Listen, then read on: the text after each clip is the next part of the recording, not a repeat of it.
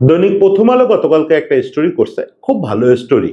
যে ন্যাশনাল টিমের যে অস্থিরতাটা চলতেছে এটা কিভাবে থামবে। তো এটা থামানোর জন্য অনেক কিছু পদক্ষেপ বিসিবি অলরেডি নিছে এবং নিতে যাচ্ছে বলে আমরা শুনতে পাচ্ছি। একটা তো বুলবুল ভাইয়ের নেতৃত্বে একটা 4 সদস্যের জাতীয় দল পরিচালনা কমিটির মতো করা হয়েছে, যেটা আসলে ক্রিকেট অপারেশনসেরও মাথার উপরে থাকবে। তারা আসলে সরাসরি জাতীয় দলের দেখভাল করবে। ওখানে যেসব কথাবার্তা রটতেছে, যা যা শোনা যাচ্ছে, ব্যাটসম্যানদের যে আচরণ দেখা যাচ্ছে, এইগুলো নিয়ে হয়তো তারা কাজ করবেন। আরেকটা ব্যাপার হচ্ছে, নির্বাচকরা কিছু বোর্ড স্টেপ নিতে যাচ্ছেন বলে আমরা শুনতে পাচ্ছি। যে এই আয়ারল্যান্ড সিরিজ, এই বিশ্বকাপকে সামনে রেখে হয়তো 2 জন এমনকি 3 জনও মিডল অর্ডার ব্যাটসম্যান নতুন করে ইনসার্ট করা হতে পারে। দেখা যেতে পারে যে তারা আসলে টিমকে সেটেল করতে পারেন কিনা। এই সবগুলো পদক্ষেপ নিশ্চয়ই টিমকে একটু স্থির করতে সহায়তা করবে। কিন্তু আমি একটু বলতে চাই যে এগুলো আসলে ক্ষতস্থানে ওষুধ দেওয়ার মতো কাজ করবে। হয়তো আপাতত আপনার এই ব্যথাটা একটু কমবে, কিন্তু আপনাকে আসলে অ্যান্টিবায়োটিক খেতে হবে। আপনার ক্ষত হয়ে গেছে, ক্ষতে আসলে এক ধরনের ইনফেকশন হয়ে গেছে, ওই ক্ষতটাতে সংক্রমণ হয়ে গেছে। এইটা আসলে আর অ্যান্টিবায়োটিক ছাড়া কাজ করবে না। অ্যান্টিবায়োটিকটা কি, সেই আলোচনাটা একটু করতে চাই। যে অ্যান্টিবায়োটিকটা হচ্ছে ড্রেসিং রুমকে শান্ত করা।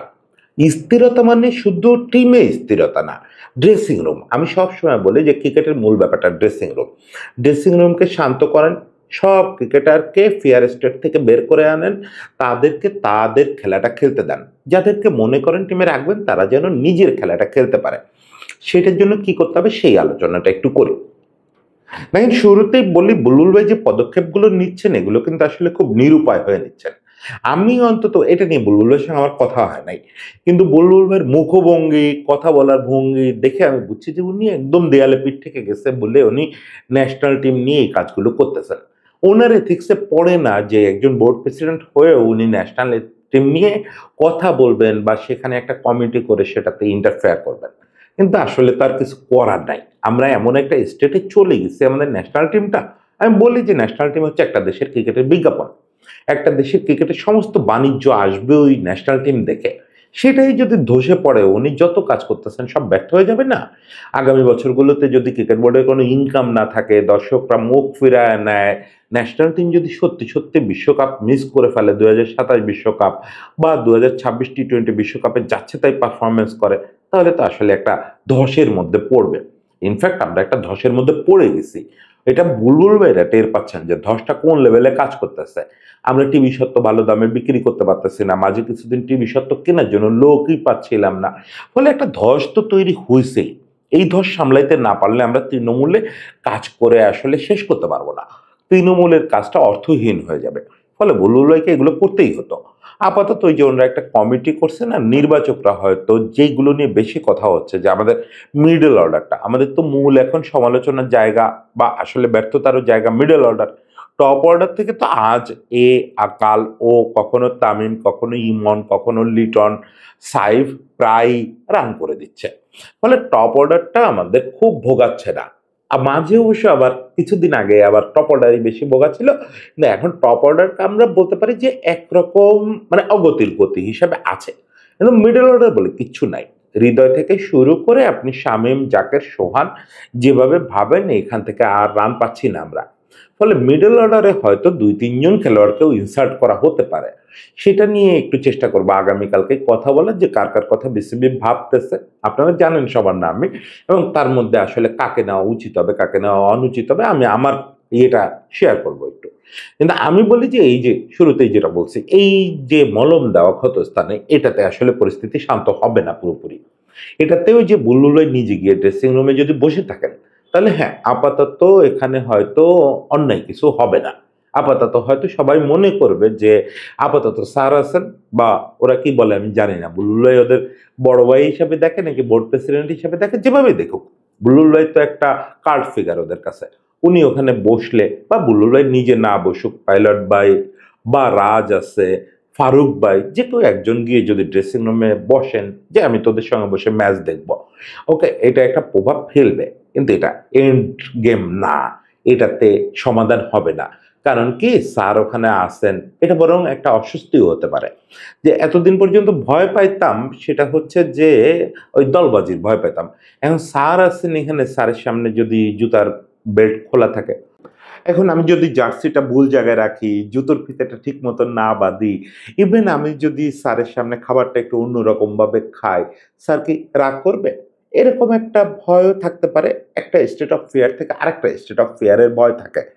ফলে এই একজন বোর্ড ডিরেক্টর বা একজন কার্ড ফিগার বুলবুল ভাইয়ের মতো বা ফারুক ভাইয়ের মতো ওনাদের ড্রেসিং রুমে বসে থাকাটাও লম্বা মেয়াদের সমাধান না। এবং এটা তো আসলে কোনো কোনো অর্থেই না। যদি ওনরা ওদের বন্ধুও হন, তাও এটা সমাধান না। এভাবে কেন আমরা সমাধান করব? আমরা তো এমন না যে কোনো কিছুর ভয় আছে আমাদের ড্রেসিং রুমে ওই পরিস্থিতিটা আমাদের ওরকম মলম লাগায় সমাধান করতে হবে। এখন আপনাদের মনে হতে পারে ড্রেসিং রুমে কি হইছে আসলে? এটা আমার মনে হয় অলরেডি আপনারা বুঝে ফেলছেন এবং শুনে ফেলছেন। বিশেষ করে দেব দুলাল চৌধুরী দেব যেভাবে মানে বোল্ডলি লিখতেছে ফেসবুকে এবং বিভিন্ন মিডিয়াতে বলতেছে তাতে তো আর বুঝতে বাকি থাকার কথা না। আমি নিজেও একদম শুরুর দিকে যখন এশিয়া কাপ চলে তখনই কিছু টুকটাক গুঞ্জন শুনতে পেয়ে বলছিলাম যে আমরা ২০০৮, ৯, ১০ এ যে একটা স্টেটে গেছিলাম যে ড্রেসিং রুম ডিভাইডেড হয়ে যাওয়া। একজন কোচ একটা কোর গ্রুপ নিয়ে ব্যস্ত থাকা, বাকিদের খানিকটা অবাঞ্ছিত ফিল দেওয়া যে তোমার আসলে ড্রেসিং রুমে তেমন কোনো কাজ নাই।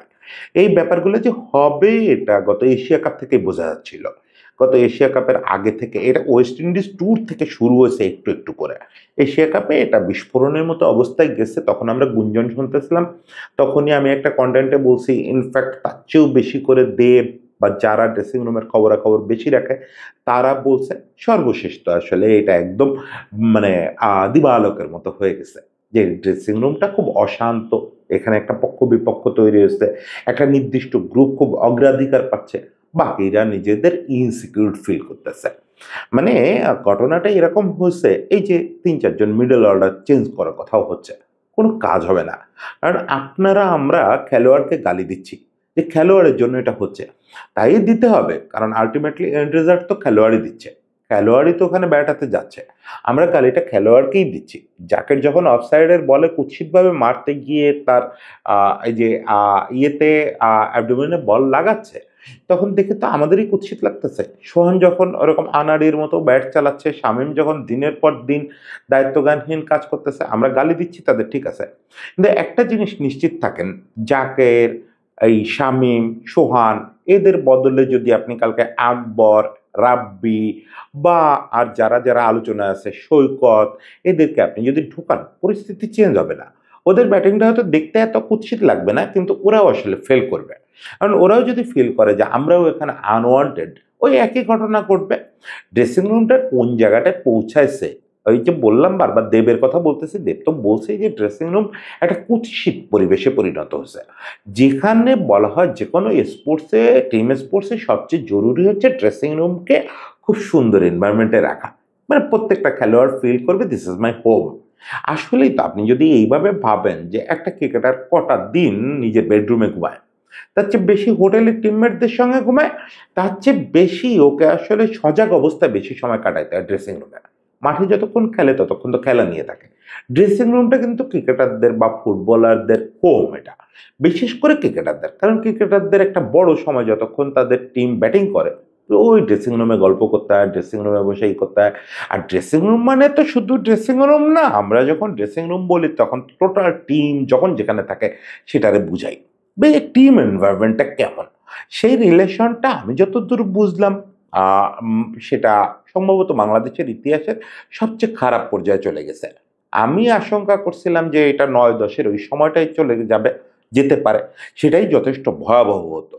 এটা কেউ বলতেছেন ড্রেসিং রুম যারা দেখতেছেন কাছ থেকে তারা বলতেছেন যে, "না এটা বাংলাদেশের ইতিহাসে এত জঘন্য ড্রেসিং রুম কখনো আসে নাই।" সুজন ভাই বাংলাদেশে ১ম ড্রেসিং রুম গোছানোর কাজটা করে। এই যে ড্রেসিং রুম কালচার, সবাই মিলে টিম হওয়া, এগুলো শুরু কিন্তু সুজন ভাইয়ের ক্যাপ্টেন্সিতে। এই লোকটারে আমরা আপনারা কেউ পাত্তা দেই না। কিন্তু এই কাজটা কিন্তু ১ম করছিল সে। যে একটা ড্রেসিং রুম কালচার লাগবে। সেটা একদম মিটিংয়েই বলছিল যে, "এই যে আমরা বিচ্ছিন্নভাবে হয়ে ঘোরাঘুরি করি এভাবে হবে না। এর আগে তো আমরা খুব বেশি ইন্টারন্যাশনাল খেলতাম না ফারুক ভাই বা আকরাম ভাই, বুলবুল ভাইদের সময়, তখন এটা অত দরকারও হয় নাই। কিন্তু যখন আমরা রেগুলার ইন্টারন্যাশনাল খেলা শুরু করলাম তখন দেখা গেল যে সবাই খুব বিচ্ছিন্ন।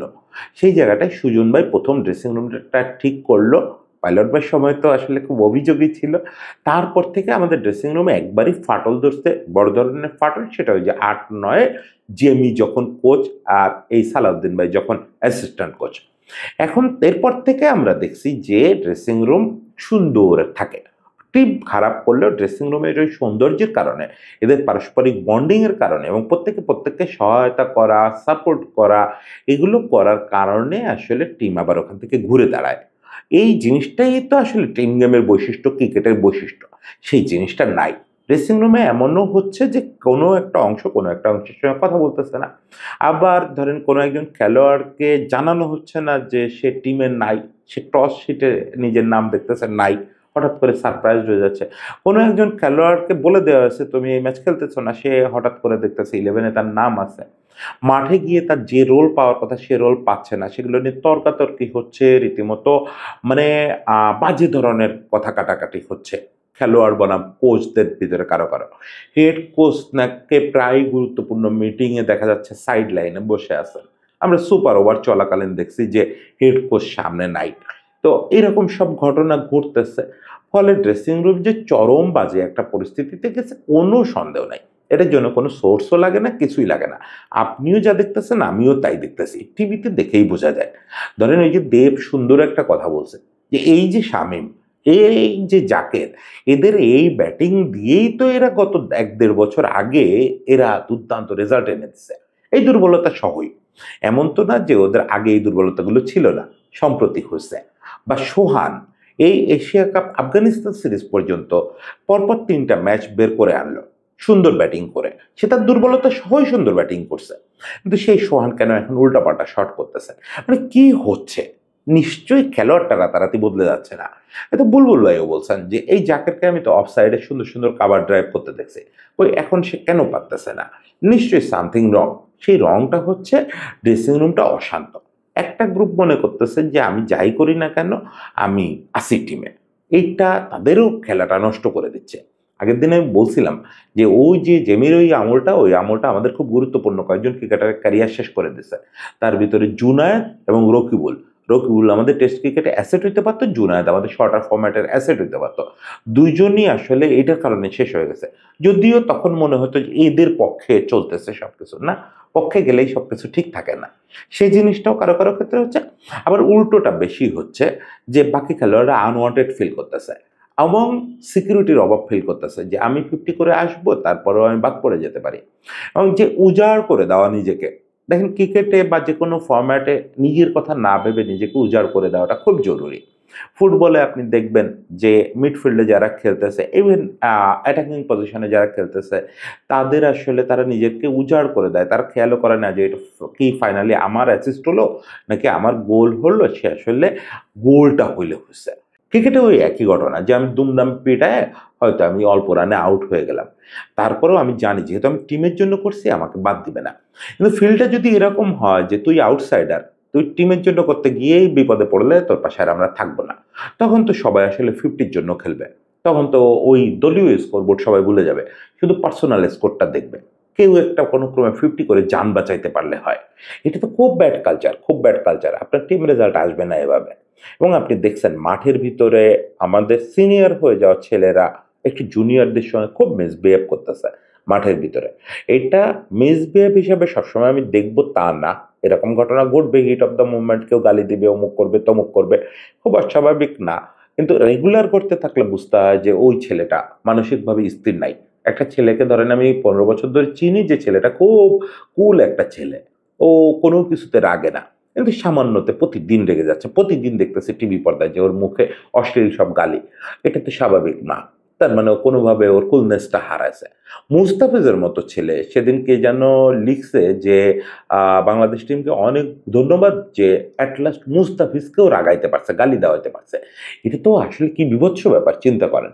মুস্তাফিজ এরকম একটা ছেলে, আমার ধারণা ওর সামনে বসে আপনি ওরে গালি দিলে ও গালি দিবে না।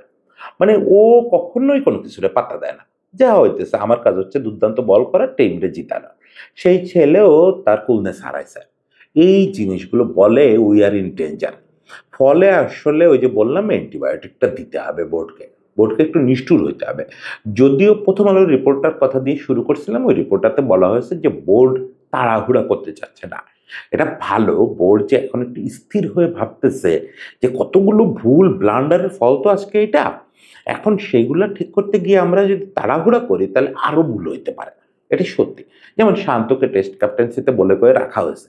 স্বাভাবিকভাবে শান্তকে আবার ওয়ানডে ক্যাপ্টেন্সিটাও ফিরায় দেওয়া যেতে পারত। আর মূল ঝামেলাটা তো ওইটা নিয়েই লাগলো যে ওরা হঠাৎ করে ওয়ানডে ক্যাপ্টেন্সি থেকে সরায় দেওয়া। এবং মিরাজ সেটার দায়িত্ব পেয়ে তো খুব ভালো করতেছে না। কিন্তু বোর্ড এখানে খুব বুদ্ধির পরিচয় দিচ্ছে যে হুট করে আবার মিরাজকে সরায় দেওয়া ওইটা আরেক ধাক্কা দিবে। কারণ মিরাজ তো আমাদের বাইরের কেউ না। মিরাজকে তো আমাদের দরকার। ফলে মিরাজকে সরায় দেওয়া, আর এটা তো শুধু মিরাজ না, টিমের বাকিদের প্রতিও বাজে মেসেজ যায় যে এই মাসে একজন ক্যাপ্টেন, ও মাসে একজন ক্যাপ্টেন। এটা হতে পারে না। ভুল করে আমরা মিরাজের ক্যাপ্টেন্সি দিচ্ছি, একটা সার্টেন সময় পর্যন্ত এটা চলুক। একই রকম কোচদের ব্যাপারে তাদের অবস্থান হচ্ছে যে আরেকটু দেখি, হুট করে আমরা কাউরে ছেটে ফেলবো না। আমরা বুঝতেছি যে প্রচন্ড অন্যায় হচ্ছে, প্রচন্ড খারাপ কাজ হচ্ছে, কিন্তু হুট করে কাউরে ছেটে ফেলবো না। এই পরের পয়েন্টটাতেও আমি বলবো যে না, কিছু ক্ষেত্রে একটু সিরিয়াস হইতে হয়। আমি তো শুরু থেকে অ্যান্টিবায়োটিক করতেছি, কখনো কখনো অস্ত্রোপচার করা লাগে বা অপারেশন করা লাগে। কোনো রোগে আসলে শুধু ওষুধে কাজ হয় না। এখন এটা আপ টু বোর্ড যে এটা আসলে অ্যান্টিবায়োটিক দিলে ঠিক হবে নাকি অপারেশন করা লাগবে। যাই করতে হয় দ্রুত করতে হবে। কারণ এই যে ব্যবস্থাগুলো আপনারা নিচ্ছেন এগুলো আপৎকালীন ব্যবস্থা। খেলোয়াড় চেঞ্জ করা বা একটা কমিটি বানায় পরিস্থিতি শান্ত করা, এগুলো সবই সত্যি, সত্যি মলম। এগুলোতে সাময়িকভাবে একটু চুলকানি কমতে পারে, একটু ব্যথা কমতে পারে। কিন্তু কিছু একটা করতে হবে যাতে ড্রেসিং রুমের পরিস্থিতিটাই শান্ত হয়ে আসে। সেটার জন্য যদি আপনি মনে করেন কাউকে চাকরি থেকে বাদ দিতে হবে, তাই করতে হবে। ওটাকে বলতেছি আমি অপারেশন করা। আর যদি মনে করেন না, পরিষ্কার তাকে ডেকে বলে দাও যে তুমি এই করতেছো, এইটা আমার টিমকে নষ্ট করতেছে। এইটা আর চলতে পারবে না। এটার জন্য তোমাকে জবাবদিহি করতে হবে এবং তোমার অথরিটি এখান থেকে কমায় এখানে নিয়ে আসা হলো। এরকম কিছুকে আমি বলতেছি যে অ্যান্টিবায়োটিক দেওয়া। ২ টার একটা আপনাকে করতেই হবে। সে ব্যাপারে আর তাড়াহুড়োর কথা ভেবে লাভ নাই। এটা আয়ারল্যান্ড সিরিজের আগেই করতে হবে। আপনি ওই নির্দিষ্ট লোকটার সঙ্গে বসবেন, বসে সব ঠিক করবেন, নাকি ওই লোকটাকে বাদই দিয়ে দিবেন? যাই ডিসিশন নেন এখনই নিতে হবে। এটা হাই টাইম। বিশ্বকাপ আর কদিন পরেই। ওইটা নভেম্বর মাস শুরু হয়ে গেল। ২৬ আসতে আর সময় আছে। এ অবস্থায় আপনি বিশ্বকাপে যাইতে পারেন না। এরকম একটা বাজে অবস্থা নিয়ে, ইতিহাসের সবচেয়ে বাজে ড্রেসিং রুম নিয়ে আপনি বিশ্বকাপে যেতে পারেন না।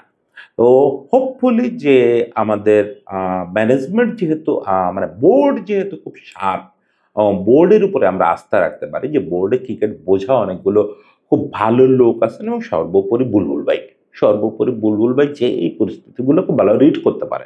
সে আসলে নিতান্ত আপদে পড়ে এটার সঙ্গে জড়াইলো। ন্যাশনাল টিমের ব্যাপারের সঙ্গে তার অন্য কিছু নিয়ে ব্যস্ত থাকার এখন কথা ছিল। তার ওই ট্রিপল সেঞ্চুরি বা এইসব প্রোগ্রাম নিয়ে ব্যস্ত থাকার কথা ছিল। যখন জড়াইছে আমি আশা করি জিনিসটা উনি শেষ করে তারপরে উনি এখান থেকে মনোযোগ সরাবেন। সেটা না হলে আমাদের জন্য খুব বিপদের দিন অপেক্ষা করতেছে। কোথায় আমরা এখন আলোচনা করব বুলবুল ভাইরে, এটার মাঝে যেটা করতেছিলাম নিয়মিত প্রতিদিন সকালে উঠে বুলবুল ভাইয়ের সমালোচনা করতেছিলাম। ওটা করার জায়গা হচ্ছে যে আমি মনে করি যে আমি বুলবুল ভাইয়ের উপরে আমার যে পরিমাণে দাবি, ওটা বুলবুল ভাইয়ের গতির চেয়ে বেশি। বুলবুল ভাই কেন এটা করে না, বুলবুল ভাই কেন ওটা করে না? সেগুলোই তো আমার প্রতিদিনের কাজ হওয়া উচিত ছিল ক্রিটিক হিসাবে। যে প্রতিদিন সকালে উঠে আমি বলব, "বুলবুল ভাই এখনো তো আর ২ টো ডিভিশনে বিসিবি চালু হলো না। অমুক জায়গার ক্রিকেট টুর্নামেন্টটা তো চালু হলো না।" বুলবুল ভাইয়েরও তাই নিয়ে ব্যস্ত থাকার কথা ছিল। অ্যাজ এ ক্রিকেট সমালোচক এবং ক্রিকেটের উন্নয়ন দেখতে চাওয়া মানুষ হিসেবে আমাদেরও তাই নিয়ে ব্যস্ত থাকা উচিত ছিল। কিন্তু কি করা যাবে? ন্যাশনাল টিম নিয়ে সবাইকে ব্যস্ত হতে হলো। আশা করি এটা দ্রুত সমাধান হবে। সবাই ভালো থাকবেন।